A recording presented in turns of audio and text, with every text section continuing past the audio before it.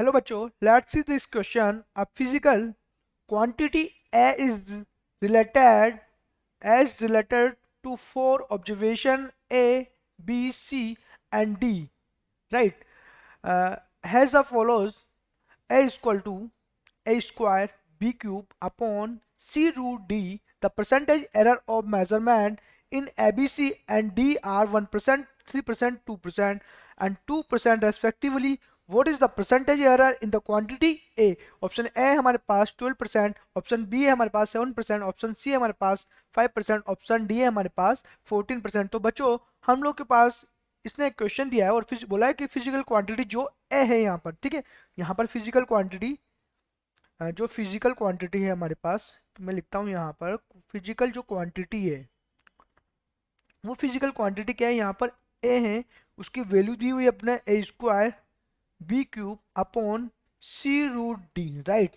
The percentage error measurement of in A B C D. तो percentage जो error है, मैं बोलूँ यहाँ पर जो जो एरर परसेंटेज एरर है इनकी, तो it mean percentage error del A upon A की वैल्यू हमारे पास दी हुई है इसने 1%, ठीक है। डेल बी अपॉन बी की वैल्यू यहाँ पर बच्चों दी हुई है हमारे पास 3%। देन डेल सी अपॉन सी की इसकी जो एरर है परसेंटेज एरर की वैल्यू हमारे पास इसने दी है 2%। देन डेल हमारे पास इसने वैल्यू दी है लास्ट में डी की, वो वैल्यू है हमारे पास 2%। तो बच्चों फाइनली जब इसने हमसे पूछा है कि मैग percentage error in a quantity A, अब क्वांटिटी ए की हम लोग परसेंटेज एरर निकालेंगे, तो ये क्या हो जाएगा बच्चों, del A upon A, right.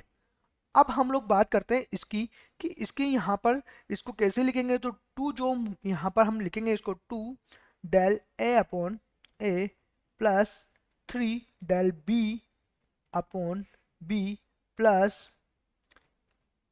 Del C upon C plus 1/2 del D upon D. बच्चों इसी प्रकार से हम लोग इसको लिखते हैं, ठीक है, परसेंटेज एरर में, ठीक है। इसे तो हम लोग अब यहाँ पर इसकी वैल्यूज हम जो दी है हमारे पास गिवन है उनको रख देते हैं यहाँ पर। डेल अपॉन ए कितना है 1 plus del B upon B कितना है हमारे पास 3%, जो कि परसेंटेज एरर है हमारे पास, राइट। और हमारे पास यहाँ पर है डेल सी अपॉन सी की वैल्यू है हमारे पास 2%, ठीक है, हमारे 1/2। Then del D upon D की वैल्यू है हमारे पास 2, तो 2 से 2 कैंसिल आउट हो जाएगा बच्चों। फाइनली क्या होगा 2 प्लस 9 प्लस 2 प्लस 1।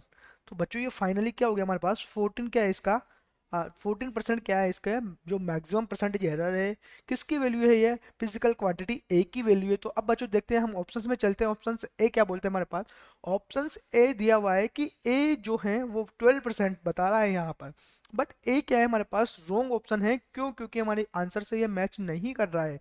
बच्चों बी की ऑप्शंस की बात करें तो ये 7% है, जो कि हमारे आंसर्स का 1/2 है, तो ये भी हमारे आंसर से मैच नहीं कर रहा। बच्चों बात करें हम लोग ऑप्शन सी की, और ये जो इसने दिया है 5%, जो कि हमारे आंसर से इसकी वैल्यू बहुत कम है, तो हम लोग इसको भी हम कंसिडर नहीं करेंगे, that is the wrong answer.